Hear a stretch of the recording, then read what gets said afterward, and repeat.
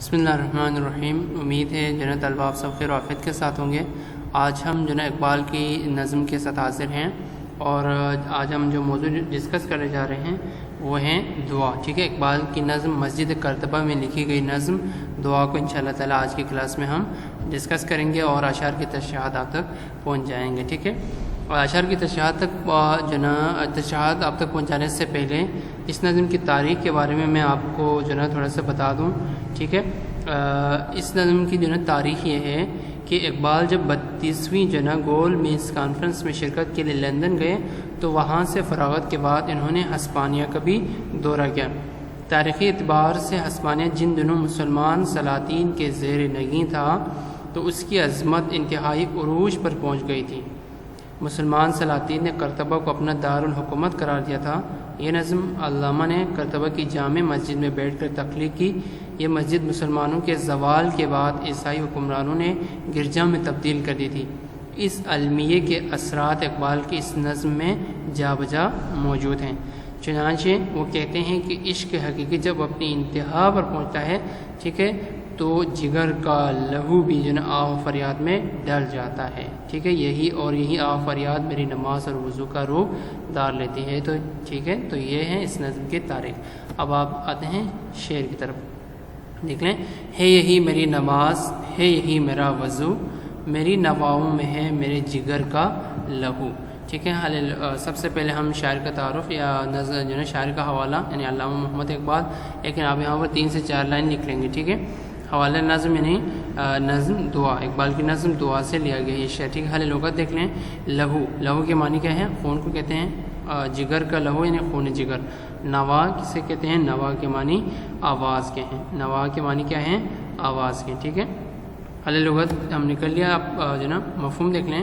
اس شعر میں اقبال فرماتے ہیں کہ جب عشق حقیقی اپنے انتہا کو پہنچتا ہے تو جگر کا لہو بھی آہ و فریاد میں ڈل جاتا ہے، اور یہی آہ و فریاد میری نماز اور وضو کا روح دار لیتی ہے۔ تشریح دیکھتے ہیں۔ اس شعر میں اقبال کہتے ہیں کہ اگر شریعت کی روح سے دیکھا جائے تو سب سے بڑی عبادت نماز ہے، لیکن دعا کی شرط یہ ہے کہ اس میں خلوص کا رنگ ہو، یعنی دل کی گہرائیوں سے نکلے۔ اس طرح اس میں دعا کرنے والے کا خون جگر یعنی عشق کا رنگ منعکس ہو۔ خون جگر اقبال کی اصطلاح ہے اور اس سے ان کی مراد عشق یا خلوص قلب ہے۔ شعر نمبر 2 دیکھ لیتے ہیں۔ صحبت اہل صفا نور و حضور و سرور، سرخوش و پرسوز ہیں لالۂ لب آبجو۔ لغت دیکھ لیجیے۔ اہل صفا نیک یا اہل تصوف کو کہتے ہیں۔ آبجو ندی نہر، پرسوز ٹھیک ہے درد برا جلتا ہوا، لالا یعنی ایک پھول کا نام ہے۔ ٹھیک ہے، مفہوم دیکھ لیجئے۔ اس شعر میں اقبال رقم تراز ہیں کہ صاف و شفاف اور پاکیزہ محبت سے انسان کا دل جلا پاتا ہے۔ محبوب کی حضوری کے ساتھ کیف و سرور کی وہ صورت ملتی ہے، بالکل اسی طرح جس طرح لالے کا پھول نہر کے کنارے پر لہلہاتا ہے۔ تشریح دیکھ لیتے ہیں۔ اس شعر میں اقبال کہتے ہیں کہ سچی اور پاکیزہ محبت انسانی دل کو تقویت اور تازگی بخشتا ہے۔ محبوب کا سامنا ہوتے ہی دل کیف و سرور حاصل کرنے لگتا ہے۔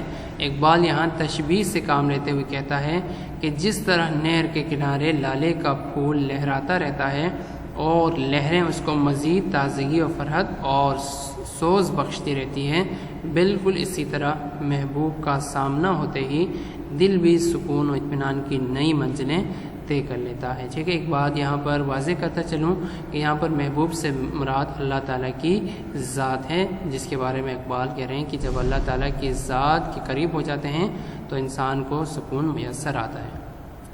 شعر نمبر 3 دیکھ لیجئے۔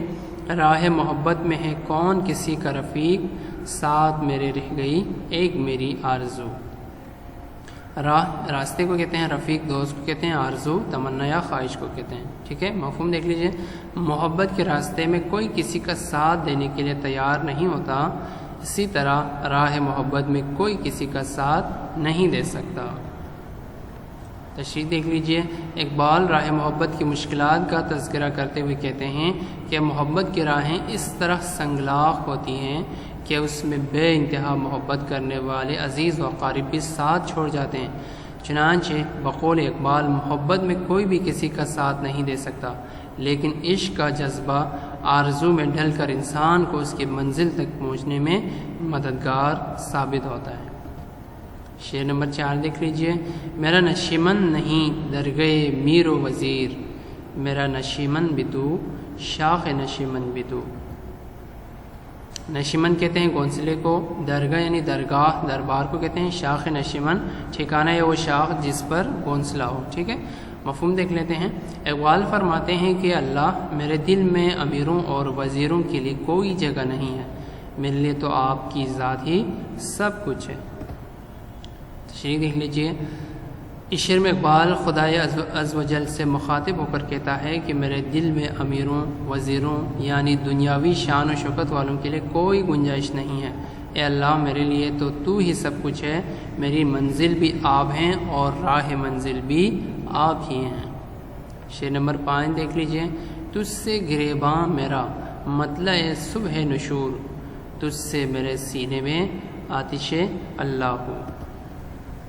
گریباں کے معنی کیا ہے؟ لباس یا کرتے کا وہ حصہ جو گلے کے نیچے اور چھاتی کے وسط میں ہوتا ہے اسے گریباں کہتے ہیں، ٹھیک ہے۔ ویسے سب کو پتہ ہے مطلع یعنی جہاں سے صبح پھوٹتی ہے اسے مطلع کہتے ہیں۔ صبح نشور دوبارہ زندہ ہو کے اٹھنے کی صبح کو کہتے ہیں صبح نشور۔ مفہوم دیکھ لیتے ہیں۔ اقبال اس شعر میں فرماتے ہیں کہ اے میرے اللہ، آپ نے میرے دل میں عشق حقیقی کی جو آگ روشن کی ہے اس میں کبھی کوئی کمی نہیں ہوگی۔ تشریح دیکھ لیجئے۔ اس شعر میں اقبال اپنے ایمان کی پختگی کا ذکر کرتے ہوئے کہتا ہے کہ اے اللہ، آپ نے ہی میرے دل کو ایمان کی روشنی سے منور فرمایا ہے اور عشق حقیقی کی یہ آگ قیامت کے روز بھڑکنے والی آگ سے کم نہیں۔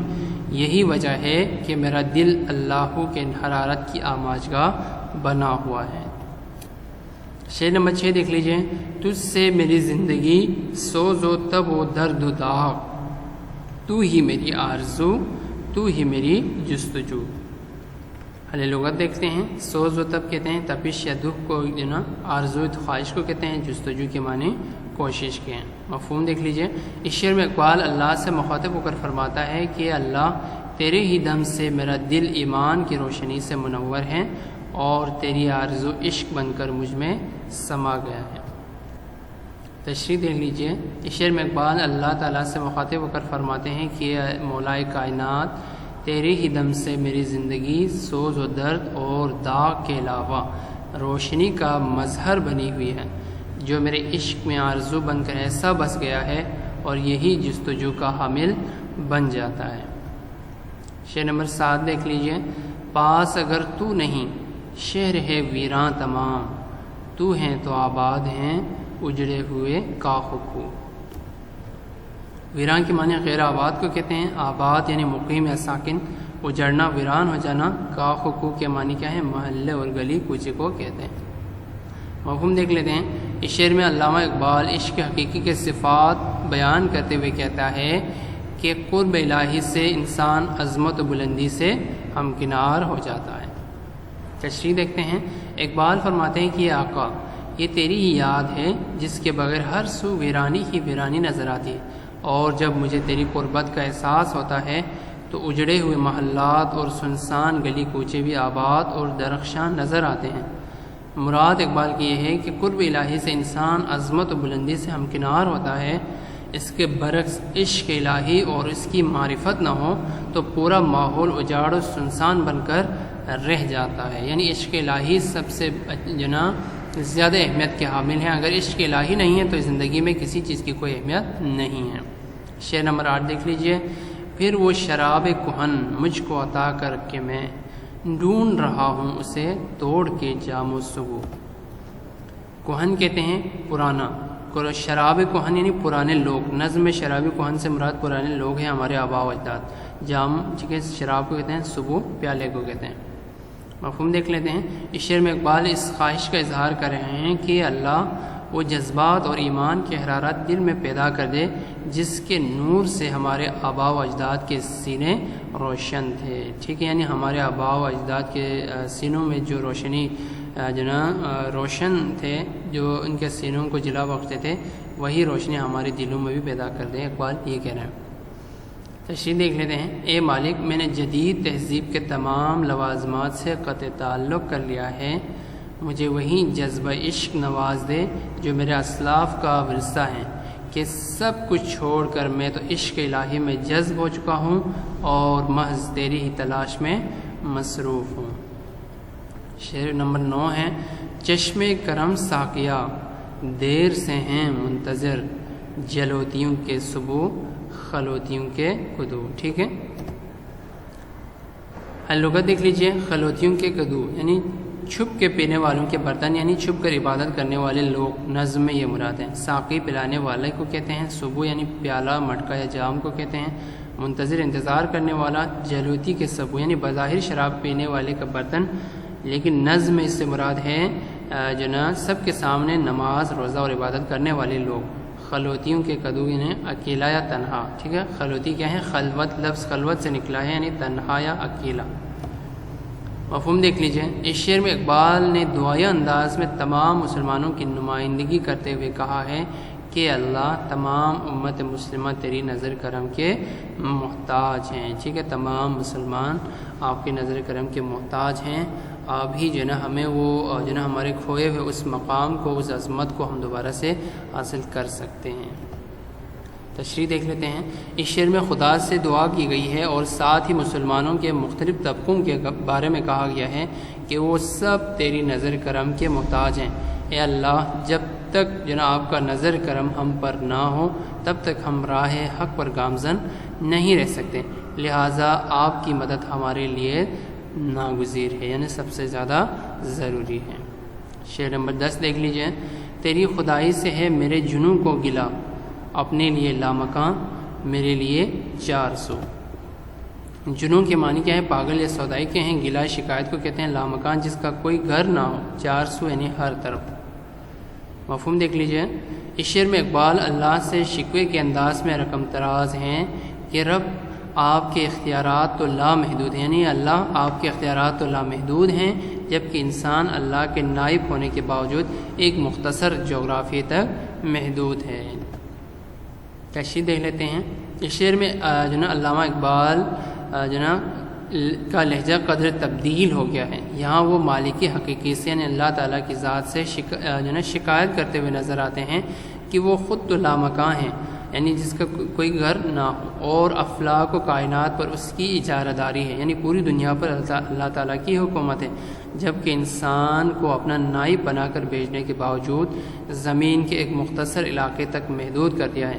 مراد یہ ہے کہ خدا کے لامحدود اختیارات کا تو کوئی ٹھکانہ نہیں، جبکہ انسان تو محض بے اختیار ہے۔ ٹھیک ہے، انسان کیا ہے؟ محض جو نا بے اختیار ہے۔